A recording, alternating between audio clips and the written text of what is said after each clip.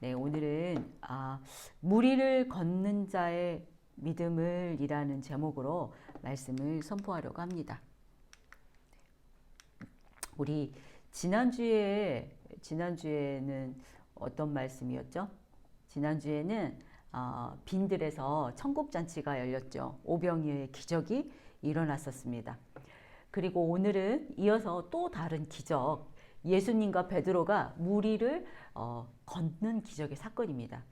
예수님께서 계신 곳, 예수님께서 머물셨던 곳, 지나가신 곳은 항상 기적과 이사가 일어났기 때문에 실은 그리 놀라운 일은 아닐 테지만 복음서에서 보았듯이 예수님께서 제자들에게는 예수님과 같은 기적과 치유의 능력을 갖기를 원하셨기 때문에 제자된 저와 또 여러분은 오늘 물 위를 걷는 그 기적도 우리는 가능해야 합니다. 그러나 여러분, 예수님만 바라보는 상위 1%의 어떤 믿음의 제자라 할지라도 지금 물 위를 걸어보세요 하고 이렇게 말하면 그 걸을 수 있는 그 크리스찬이 몇 명이나 있을까요?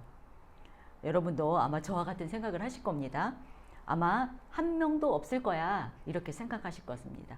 한 명도 없는 것이 맞습니다. 이유는 우리가 예수님의 능력을 받아서 사용해야 할 기적의 능력은 어떨 때 쓰라고 저희에게 주셨냐면 아프고 병들고 불쌍한 영혼을 예수의 이름으로 치유하고 예수님을 믿어 구원시키기 위함입니다. 그런데 만약에 제가 물 위를 걸었다고 생각해 보십시오. 사람들의 반응이 어떻게 그려지시나요? 저를 신처럼 떠받들지 않겠습니까? 그리고 물 위를 걸었던 저는 얼마나 어깨가 이렇게 올라가서 내가 내 자신이 신이라도 된 것처럼 얼마나 교만해지겠습니까? 그래서 결론은 기적의 능력이 예수님을 빗대서 시험하기 위한 것이라면은 당연히 물 위를 못 걸어야 합니다. 그렇지 않습니까? 그래서 오늘 물 위를 걷는 기적은 그냥 기적이 아닌 믿음의 시각으로 보려고 합니다. 오늘 본문 22절 말씀입니다. 예수께서 즉시 제자들을 재촉하사 자기가 무리를 보내는 동안에 배를 타고 앞서 건너편으로 가게 하시고 아멘. 예수님께서는 즉시 재촉하사 제자들을 배 태워 보내고 무리들을 다 돌려보냅니다. 이전에 무슨 사건이 있었습니까? 오병이어의 기적이 있었습니다. 그 후에 즉시 행하시는 예수님의 모습입니다. 그 이유가 무엇일까요? 오병이어의 기적은 이렇게 마태복음과 요한복음 6장에 실려 있는 병행 구절입니다.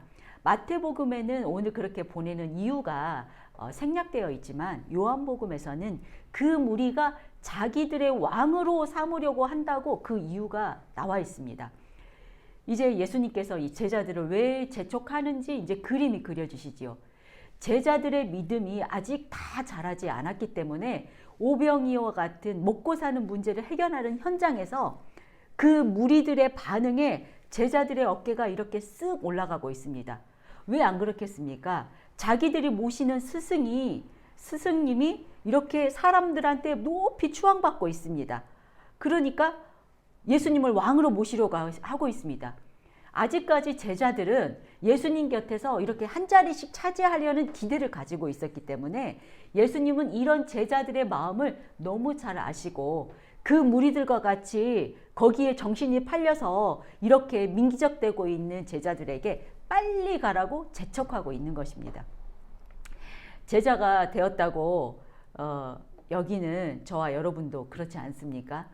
나는 예수를 믿으니 잘 돼야 되고 부자가 돼야 되고 자녀들도 잘 돼야 되고 직장도 좋은 데 취직해야 되고 그렇게 생각할 때가 있지 않았습니까? 저희들도 물론 그럴 때가 아주 많았습니다. 그렇지만 예수님은 당연히 우리가 잘 되기를 바라십니다. 그러나 그 전에 우리의 영혼이 살아난 후에 가 먼저입니다. 우리 오늘 본문의 무리들과 제자들처럼 믿음이 온전하여지기 전에 세상의 성공과 육신의 안락함만을 쫓는다면은 그들의 최후가 어떻게 되겠습니까? 우리 지난주에 나눴던 헤롯 대왕의 생일 잔치가 그들의 결론이 된다는 것을 예수님은 이미 알고 계셨기 때문에 그렇기 때문에 제자를 재촉해서 보내고 무리들은 예수님께서 직접 다 이렇게 돌려보내십니다. 그리고 예수님은 기도하러 홀로 산에 가십니다.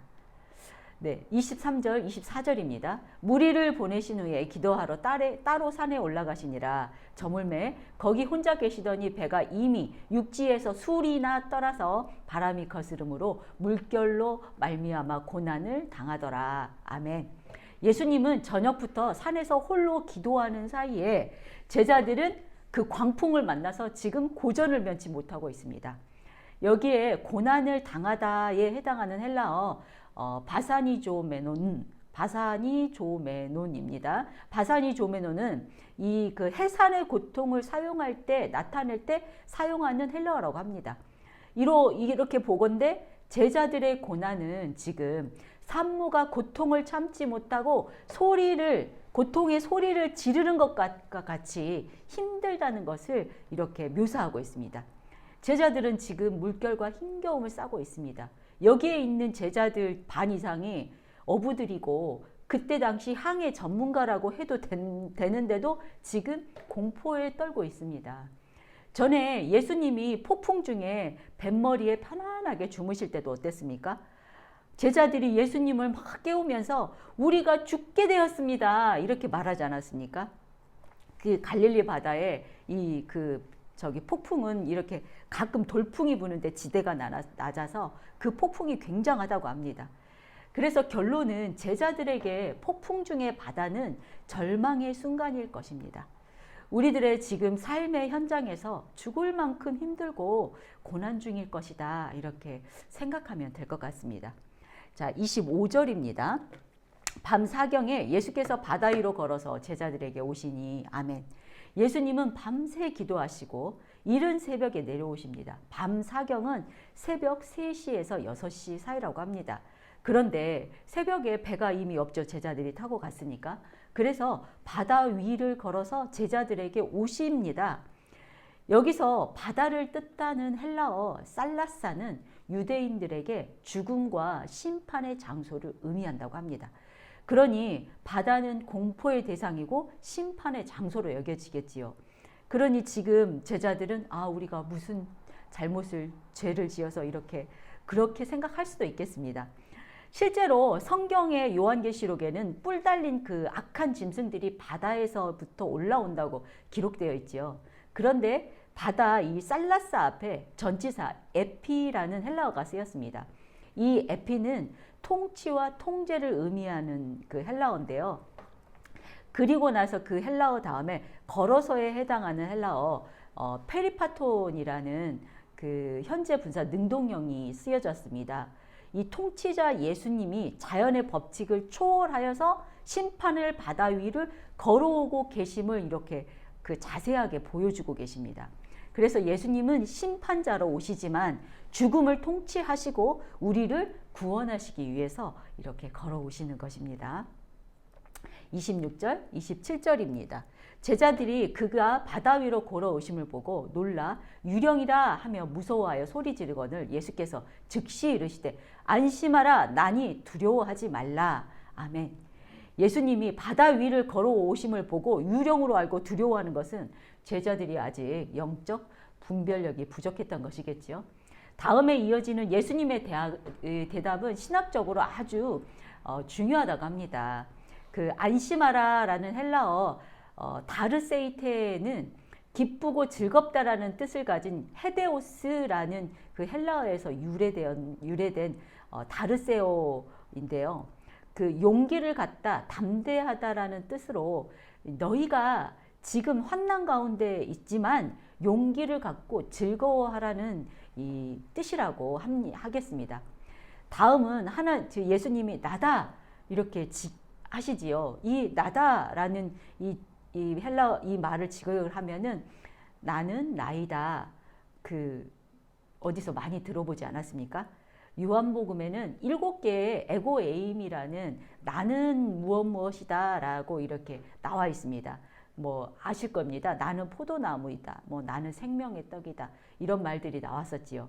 이런 때 사용되었고 또 구약에서는 그 모세에게 하나님이 나타나셨을 때 자신을 소개할 때 이 에고 에이미가 있었습니다. 이 말의 의미는 그 하나님의 이름이 아니라 나는 스스로 있는 자이다라는 어떤 존재를 나타내는 뜻입니다. 예수님의 정체성을 지금 예수님 스스로 이렇게 나타내고 드러내고 계십니다. 만물의 창조주가 되시는 하나님 자신임을 나타내셨지만 지금 제자들은 이해하지 못하고 있겠지요. 자, 이어지는 두려워 말라라는 그 말은 현재 명령형과 부정형이 함께 사용됐죠. 두려워하는 것을 즉각 멈추라는 의미인데요. 우리들이 믿음 없을 때 어떤 감정이 가장 대표적입니까? 염려하고 걱정하고 두려워합니다. 그래서 예수님은 지금 두려워하지 말라고 이렇게 명령하는 것은 제자들에게 두려워하지 말고 문제 해결자인 예수 나를 믿으라는 이 의미를 내포하고 있습니다. 이렇게 믿으면 즉각 벗어날 수 있다는 확신을 주고 계시지요. 자, 28절입니다. 베드로가 대답하여 이르되 주여 만일 주님이시여든 나를 명하사 물 위로 오라 하소서 하니 아멘. 자, 베드로는 바다 위를 걸어오는 존재가 예수님이 아닐지도 모른다는 의심의 단어 만일이라는 단어를 사용하고 있습니다. 그러나 뒤에 주여라고 부르는 것은 예수님임을 확신하고 있지만 만일이라는 단어를 사용한 것은 자신이 상상도 못했던 어떤 광경을 목격한 감격 때문이라고 합니다. 그 감격으로 인해서 예수께서 명하기만 하면 자신도 물 위를 걸을 수 있다는 확신을 갖게 한 것입니다. 역시 믿음은 단순해야 합니다. 생각하고 계산하고 그러는 사이에 이미 지나갈 것입니다. 그러나 베드로는 그냥 믿고 바로 행동으로 나옵니다. 29절입니다. 오라 하시니 베드로가 배에서 내려 물 위로 걸어서 예수께 가되 아멘. 와, 베드로가 드디어 물 위를 걸어서 예수님한테 갑니다. 베드로가 예수님을 부인하고 성격도 얼마나 급하고 그렇지 않았습니까? 그렇지만 예수님이 수제자로 이렇게 여기고 이렇게 데리고 다녔던 이유가 오늘 본문과 같은 이렇게 믿음의 모습을 보이기 때문이 아닐까 생각됩니다. 여기에 예수님의 이 바다 위를 걸어오시는 것과 베드로가 물 위를 걸어서의 표현이 살짝 다릅니다. 바다라는 단어와 물 위를 둘 다 이렇게 따로 사용하고 있지만 두 단어 다 같은 곳을 말하고 있지요. 그렇지만 예수님의 이 바다 위는 신적 능력으로 바다 위를 걸으신 것과 또 예수님의 요청 위에서 물 위를 걷는 베드로의 기적 체험은 어떤 각각 차별이 있다는 것을 이렇게 차별화를 시키려는 의도가 있는 표현이라고 하겠습니다. 자, 30절에 바람을 보고 무서워 빠져가는지라 소리질러 이르되 주여 나를 구원하소서 하니 아멘. 베드로는 강한 바람 때문에 물결에 압도되어서 갑자기 이렇게 무서워집니다. 방금 예수님을 믿고 물 위를 걷고 있었는데 이 두려운 마음은 우리가 외부 환경 때문에 이렇게 믿음이 약해지는 순간을 이렇게 말하고 있습니다. 베드로도 이 두려운 마음 때문에 믿음이 약해졌다는 것이지요. 그 순간 물속으로 빠져들며 이 절박한 목소리로 주여 나를 구원하소서 하고 이렇게 구조 요청을 합니다. 자, 우리들과 같은 베드로가 너무 친근하게 느껴지지 않습니까? 우리들도 주님만 바라볼 때는 두려움이 없고 안전합니다. 그러나 세상을 바라볼 때 두려운 마음과 또 우리가 위험 속으로 빠져들지요.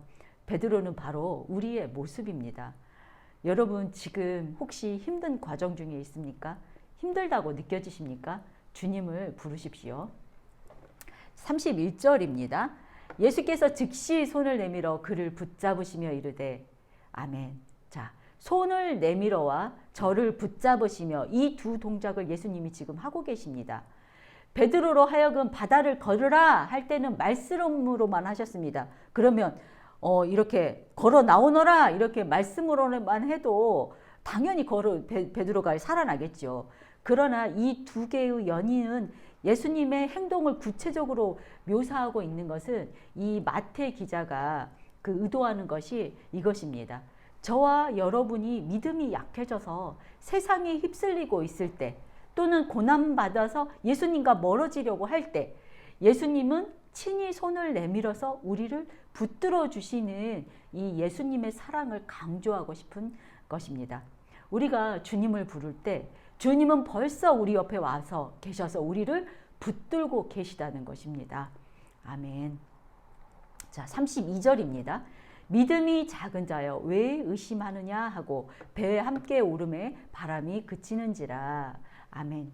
예수님께서 믿음이 적은 자여라고 말씀하신 이 구절이 그 믿음이 적은 자에 해당하는 이 헬라어 올라고 피스테인데요.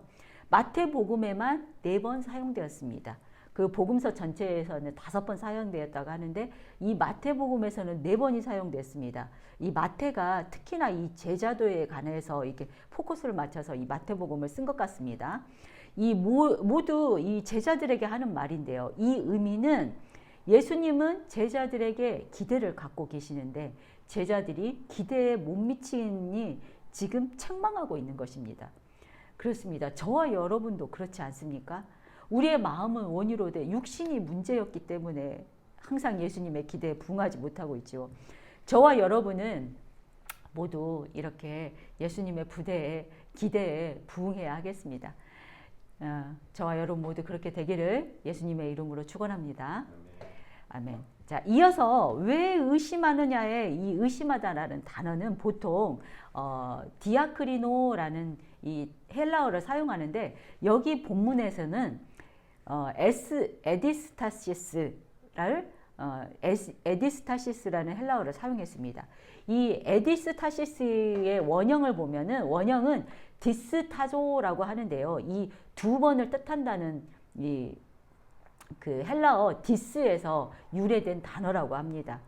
그래서 이 마음이 한결같지 못하고 이렇게 두 마음을 품을 때를 그런 상태를 가리키는 그 헬라어를 이렇게 사용한 것이지요. 그래서 이 본문에 특별히 이 단어를 사용한 것은 예수님을 향한 시선을 거기에다만 집중하지 못하고 바람에 빼앗겨서 이렇게 믿음이 이렇게 없어지는 이런 상태를 부각시키기 위함이었다고 합니다.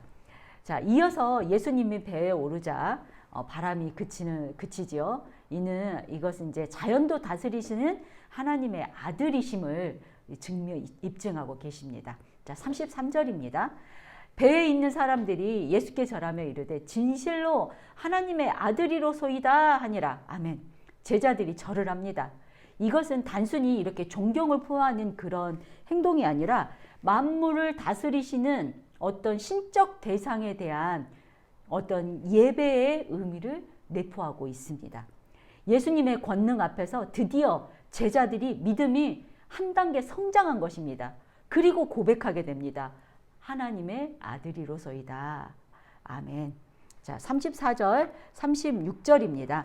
그들이 건너가 겟네사렛 땅에 이르니 그곳 사람들이 예수이신 줄 알고 그 근방에 두루 통치하여 모든 병든 자를 예수께 데리고 와서 다만 예수의 옷자락이라도 손을 대게 하시기를 간구하니 손을 대는 자는 다 나음을 얻느니라. 아멘.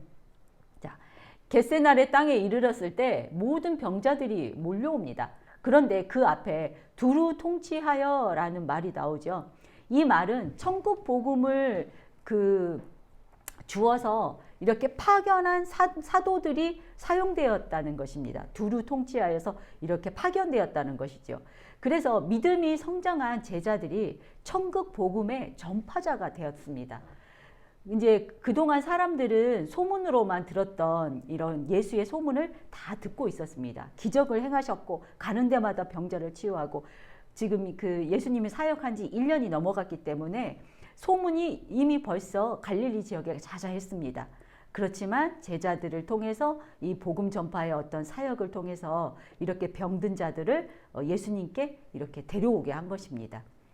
아마 또 거기에 혈루증을 앓은 여인이 나았다는 소문도 들었겠지요. 혈루증 앓은 여인은 주님의 못자락만 되어도 남을 앓을 것이다 라는 믿음이 있었죠. 그러니 지금 이 사람들도 옷자락만 잡아도 나으리라는 믿음이 이렇게 전파되어진 것입니다. 여기에 병든 자의 병을 뜻하는 헬라어 카고스는 1차적으로는 육체적인 병을 가리키지만 원어에서 보면 도덕적으로 악한 자나 정신적으로 이상을 가진 자를 포함한다고 합니다. 그러니 여기에 모인 사람들은 몸과 마음이 아픈 자, 또 정신 이상이 있는 자, 귀신 들린 자를 포함한 어떤 삶의 문제가 있는 모든 사람들을 이렇게 예수님이 구원했다는 것입니다. 아멘. 자, 여기까지가 본문 내용입니다. 오늘은 조금 길었죠. 묵상집 저희 생명의 삶을 참고할 때는 중요한 것만 이렇게 딱딱 찍어져 있었기 때문에 그것을 참고할 때는 이렇게 요약되어서 짧게 할 수 있었는데 이렇게 주석과 다른 것을 참고하게 되면은 이렇게 길어지게 되네요. 자, 다시 돌아가서요. 오늘 본문에서 우리가 잡아야 할 것은 갈릴리 바다에서 돌풍이 불 때 폭풍우를 해산하는 고통과 같이 아파서 저절로 나오는 비명처럼 너무 힘든 이 고난을 의미합니다. 제자들이 갈릴리 바다에서 폭풍을 만날 때마다 주여 우리가 죽게 되었습니다. 이런 고백이 절로 나오는 것처럼 우리의 삶도 그렇지 않습니까? 사방이 막혀 있고 정말 죽을 것 같은 상황에 놓이게 될 때가 얼마나 많았습니까? 저만 그렇습니까? 여러분은 살만하셨습니까? 네, 살만한 분들이 고난이 없이도 예수님 만나기를 주님의 이름으로 축원드립니다. 저의 경우는 절박하고 내 힘으로 살 수 없다고 느꼈을 때 하나님을 찾았습니다. 그러나 이제는 그 고난으로 예수님을 만난 것이 더 감사합니다. 여러분도 저와 같이 되시기를 소망합니다. 아멘. 그 고난 가운데 있을 때 예수님은 우리를 홀로 두지 않으시고 어둠 너머로 우리에게 걸어오고 계십니다. 그때 우리는 베드로처럼 예수님을 이렇게 부르며 배 밖으로 나아가는 믿음이 있어야 합니다. 그래야만 물 위를 걷는 기적을 체험할 수가 있는데 이 믿음의 한 걸음 떼기가 너무나 어렵습니다. 여호수아가 믿음의 한 발을 디뎠을 때 요단강이 갈라진 것처럼 또 이 애굽의 노예 생활에서 이 구원받은 우리들은 이제는 믿음의 한 발을 내딛어야 할 차례입니다. 그런데 그 한 발이 너무나 어렵다 이 말 아닙니까? 어떻게 안전하게 더 내가 생각하기에 안전하다고 느껴지는 이 배 안에서 한 발 내딛어서 배 밖으로 걸어 나갈 수 있을까요? 배 밖으로 나가면 물에 빠져 죽는 것이 당연한 것인데, 네. 앞의 말씀을 다시 한번 상기시켜 보겠습니다. 제자들이 예수님을 유령인 줄 알고 놀랐을 때 예수님이 말씀하셨습니다. 안심하라, 나다, 두려워하지 말라. 예수님은 먼저 우리에게 다가오시고 그리고 말씀하셨습니다. 그 말씀하시는 목소리를 우리가 들으면 가능합니다. 그리고 예수님이 천하 만물을 만드신 분이심을 인정하면 됩니다.